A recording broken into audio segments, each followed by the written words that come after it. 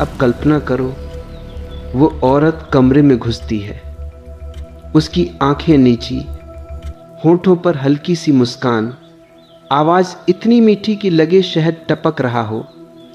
वो पास आती है, इतना पास कि उसकी सांस तुम्हारे गालों को छूने लगे, उसकी खुशबू तुम्हारे नाक में घुस जाए। और फिर वो धीरे से कहती है, तुम मेरे बिना मर जाओगे ना।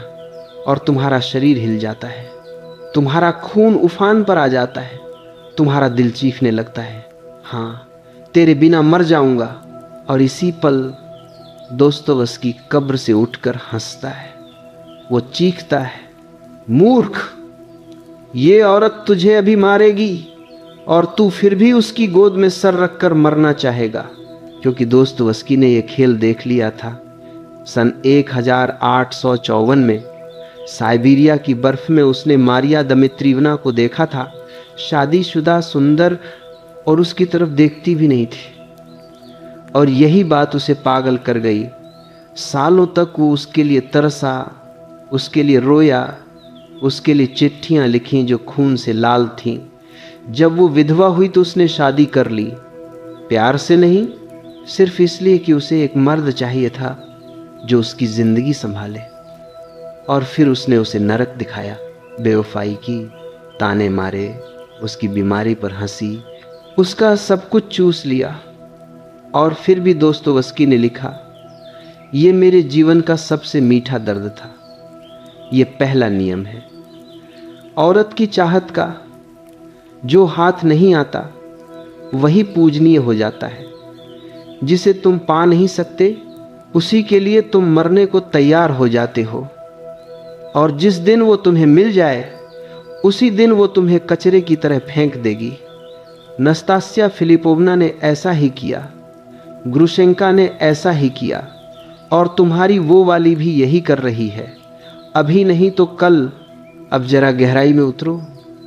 दोस्तोवस्की ने देख लिया था कि औरत की चाहत कोई फूल नहीं, वो आग है जो खुद को भी जलाती है और तुम्हें भी। क्यों? क्योंकि तुम्हारा पीछा करना उसे जिंदा रखता है, तुम्हारा तरसना उसे देवी बनाता है, तुम्हारा रोना उसे ताकत देता है। और जिस दिन तुम रुक गए उसकी आंखों में तुम कचरा हो गए। का एक रिसर्च कहता है, औरतें उस मर्द को सबसे ज्यादा आकर्षक मानती हैं जिसे बाकी औरतें भी चाहती हों। लेकिन जिस दिन वो मर्द सिर्फ उसी का हो जाए उसकी चाहत ठंडी पड़ जाती है। शिकार खत्म हो गया ना, खेल खत्म। अब तुम सिर्फ एक ट्रॉफी हो जिसे अलमारी में रख दिया जाता है। दोस्तोवस्की की हर हीरोइन यही करती है। वो प्यार नहीं चाहती, वो पूजा चाहती है। और जिस दिन पूजा मिल जाए वो उस मर्द को रौंद कर आगे बढ़ जाती है। तुमने देखा नहीं, वो लड़की जो तुमसे कहती थी तुम्हारे बिना मर जाऊंगी, जिस दिन तुमने उसके लिए अपनी जिंदगी दांव पर लगा दी उसी दिन वो किसी और के साथ हंस रही थी। और तुम अब भी उसकी तस्वीर देखकर रो रहे हो। दोस्तोवस्की चीखता है, उठ, ये प्यार नहीं, ये तुम्हारी लत है, ये तुम्हारा नशा है, ये तुम्हारा अपना बनाया हुआ नरक है। तो अब तय कर लो, अभी इसी पल, क्या तुम अभी भी उस औरत की गोद में सर रखकर मरना चाहते हो, या तुम उस आग से निकलकर खड़े होना चाहते हो? क्योंकि जिस दिन तुम चलना बंद कर दोगे उसी दिन उसकी चाहत तुम्हारे पीछे दौड़ने लगेगी। और जो मर्द चलना जानता है वही असली मर्द है। बाकी सब तो बस कुतिया के पीछे दुम हिलाते कुत्ते हैं। तुमने कितने प्लीज, कितने सॉरी, कितने मैं तेरे बिना मर जाऊंगा लिखे हैं, और उसके जवाब हम बिजी हूं, बाद में बात करते हैं। और तुम फिर भी उसकी एक झलक के लिए रात भर जागते हो, उसकी एक स्टोरी के लिए पागल हो जाते हो। दोस्तोवस्की कब्र से चीखता है, देख, यही वो पल है जब मर्द की कमजोरी औरत की नफरत में बदल जाती है। ग्रुशेंका दिमित्री कर्माजो को देखकर हंसती है क्योंकि दिमित्री उसके सामने घुटने टेक चुका है। वो चीखता है, मैं कीड़ा हूं, मैं नीच हूं, फिर भी मुझे तेरी जरूरत है। और ग्रुशेंका की आंखों में प्यार नहीं, घृणा चमकती है। क्यों? क्योंकि औरत की चाहत मर्द की ताकत पर जीती है, उसकी कमजोरी पर मर जाती है। जिस दिन मर्द अपना सम्मान बेच देता है, उसी दिन वो औरत के लिए कचरा बन जाता है। दोस्तोवस्की ने खुद ये जिया। उसकी दूसरी बीवी अपोलिनारिया सुस्लोवा उसकी बीमारी पर हंसती थी, उसके दौरे पर मजाक उड़ाती थी, दूसरों के साथ सोती थी, और फिर भी वो उसके पीछे पागल था। क्यों? क्योंकि वो मानता था कि दर्द ही प्यार है। लेकिन दर्द प्यार नहीं, कमजोरी है। और कमजोरी को औरत सूंघ लेती है, जैसे शेरनी घायल हिरण को सूंघ लेती है। लॉर्ड बायरन ने पूरा यूरोप फतह किया, सैकड़ों औरतें उसके बिस्तर पर थीं, लेकिन टेरेसा गुइचियोली के सामने वो रोया, गिड़गिड़ाया, लिखा तेरे बिना मैं मृत हूं, और उसने उसे इस्तेमाल किया, फिर फेंक दिया। नीत्शे ने लू सालोमे को प्रपोज किया, घुटने टेके, और उसने लिखा इसकी जरूरत मुझे घिन देती है। ये कोई संयोग नहीं, ये नियम है। औरत की चाहत मर्द की मर्दानगी पर पनपती है, उसकी गिड़गिड़ाहट पर मर जाती है। अब जरा आईना देखो, तुम भी वही कर रहे हो। तुम भी उसके मैसेज का इंतजार करते हो जैसे भिखारी रोटी का। तुम भी उसकी एक स्टोरी पर लाइक करते हो जैसे कुत्ता हड्डी पर टूटता है। तुम भी उससे कहते हो तू जो बोलेगी मैं करूँगा, और वो हंसती है, भीतर से हंसती है, क्योंकि वो जानती है अब ये मर्द मेरा गुलाम है। एक रिसर्च कहता है जितना मर्द औरत को अपनी जिंदगी का केंद्र बनाता है, उतनी ही वो उसके लिए घिनौना हो जाता है। जितना तुम उसकी खुशी के लिए मरते हो, उतना ही वो तुम्हें कचरा समझती है। दोस्तोवस्की की नस्तास्या फिलिपोवना ने भी यही किया। जो उसके लिए मरा, उसे उसने रौंदा। जो उससे दूर रहा, उसी के लिए वो पागल हुई।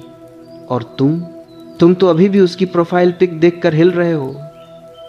तुम अभी भी सोचते हो कि अगर मैं और मेहनत करूंगा तो वो मेरी हो जाएगी। नहीं होगी, कभी नहीं होगी, क्योंकि तुमने अपना मर्दाना खो दिया, तुमने अपना केंद्र खो दिया।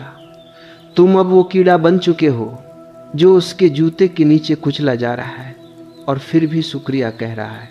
तो अब आग जलाओ, अभी इसी पल उसकी चैट डिलीट करो, उसकी तस्वीरें डिलीट करो, उसकी यादों को जलाओ और अपने सीने में हाथ रखकर चीखो, मैं अब किसी की भिखारी नहीं, मैं अब किसी के गुलाम नहीं, मैं अब अपना राजा हूं। और फिर चलना शुरू करो, जिम जाओ, किताबें पढ़ो, पैसा कमाओ, अपना महल बनाओ, क्योंकि जिस दिन तुम चलना शुरू करोगे उसी दिन वो औरत तुम्हारे पीछे दौड़ेगी और तुम मुड़कर भी नहीं देखोगे, क्योंकि अब तुम वो मर्द हो जिसे किसी की जरूरत नहीं। और जिस मर्द को किसी की जरूरत नहीं, उसी मर्द को सबकी जरूरत पड़ती है।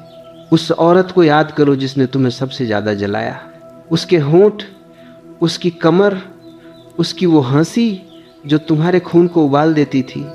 अब देखो, वो औरत रात के 3 बजे किसी और के बिस्तर पर है, किसी और के हाथ उसकी कमर पर हैं, किसी और की सांसें उसके गले पर हैं, और वो हंस रही है ठीक वैसे ही जैसे कभी तुम्हारे साथ हंसती थी। और तुम्हारे सीने में कुछ टूट रहा है। दोस्तोवस्की चीखता है, देख, ये वो पल है जब औरत की चाहत खुद को खाने लगती है। नस्तास्या फिलिपोवना ने 100,000 रूबल की गड्डी आग में फेंक दी और हंसती रही, क्योंकि उसने देखना था कि मर्द कैसे जानवर बनकर पैसे बचाने दौड़ते हैं। उसने खुद को जलाया ताकि कोई उसे छू न सके। अन्ना कारेनिना ने ट्रेन के नीचे कूदकर खुद को खत्म कर दिया, क्योंकि वो व्रोंस्की का प्यार भी सहन नहीं कर पाई। जेल्डा फिट्जगेराल्ड ने सीढ़ियों से कूदकर गर्भपात कराया ताकि स्कॉट उस पर ध्यान दे। एडी सेडेग्विक ने हेरोइन की ओवरडोज ली ताकि एंडी वॉरहॉल एक बार फिर उसकी तरफ देखे। ये औरतें पागल नहीं थीं, ये औरतें सिर्फ अपनी चाहत से मर रही थीं।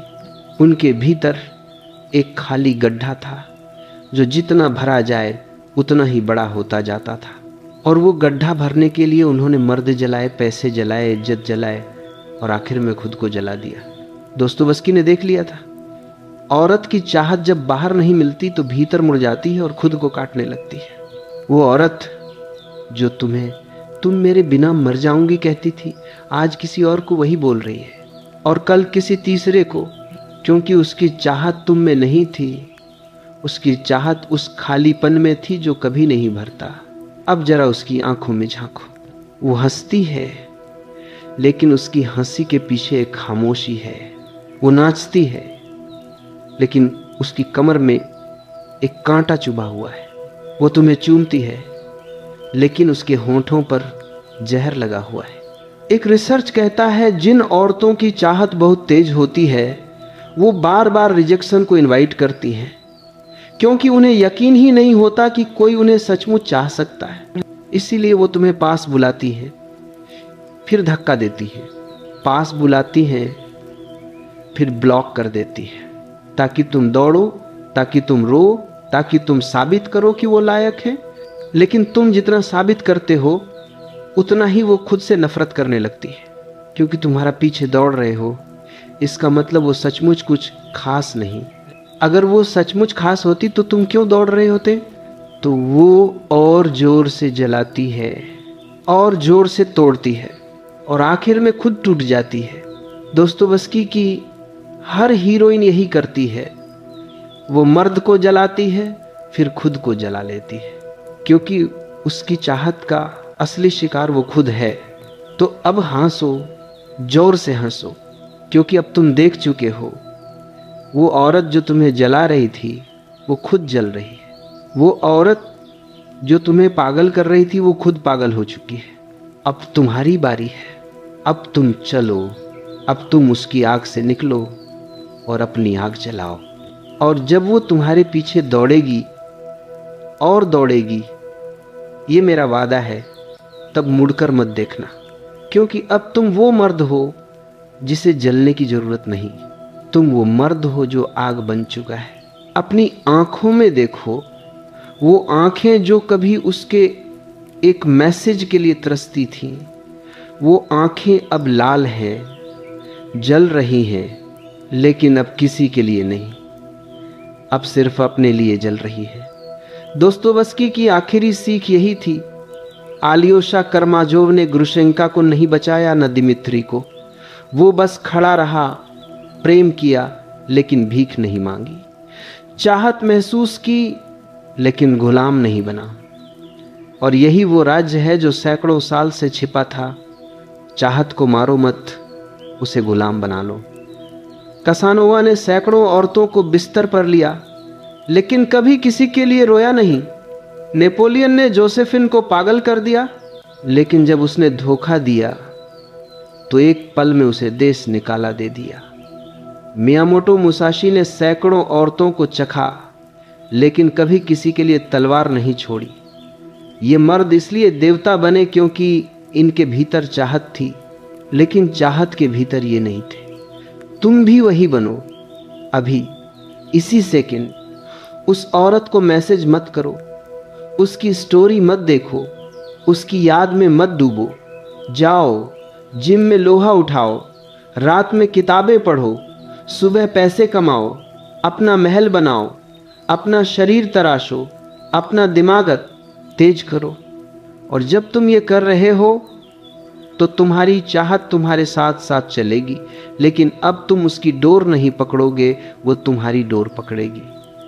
और जब वो दौड़ेगी, जब वो रोएगी, जब वो कहेगी मैं तेरे बिना मर जाऊंगी, तब तुम मुस्कुराओगे, सिर्फ मुस्कुराओगे, क्योंकि अब तुम वो मर्द हो जिसे किसी की जरूरत नहीं। अब तुम वो मर्द हो जिसे सिर्फ अपनी आग चाहिए। अब आखिरी झटका दो, अपने सीने पर हाथ रखो और जोर से चीखो, इतनी जोर से कि सारी दुनिया कांप जाए। मैं अब किसी का गुलाम नहीं, मैं अब किसी की भिखारी नहीं, मैं अब सिर्फ अपना हूं, अपना और हमेशा अपना, और फिर खामोश हो जाओ, पूरी तरह खामोश। उस खामोशी में तुम्हारा नया जन्म हो रहा है, उस खामोशी में तुम्हारा पुराना कीड़ा मर रहा है, उस खामोशी में तुम्हारा नया राजा पैदा हो रहा है। अब तुम वो आग हो जिसे कोई औरत नहीं बुझा सकती। अब तुम वो आग हो जो औरतों को अपनी ओर खींचती है और फिर उन्हें राख कर देती है। अब तुम वो आग हो जो जलाती नहीं, जलकर भी ठंडी नहीं पड़ती। अब तुम वो मर्द हो जिसके सामने नस्तास्या भी घुटने टेक देगी, ग्रुशेंका भी रोएगी और अन्ना कारेनिना भी ट्रेन से उतरकर तुम्हारे पैरों पर गिर पड़ेगी। क्योंकि अब तुम आल्योशा नहीं, तुम उससे ऊपर हो। तुम वो हो जिसे चाहत छूती है लेकिन छूकर राख हो जाती है। तो अब चलो, अभी इस पल और दुनिया को जला दो या दुनिया को अपने पीछे दौड़ने दो, तुम चुन लो। लेकिन याद रखो, अब तुम वो राजा हो जिसके दरबार में सारी औरतें हाजिरी लगाने आएंगी और तुम सिर्फ मुस्कुराओगे।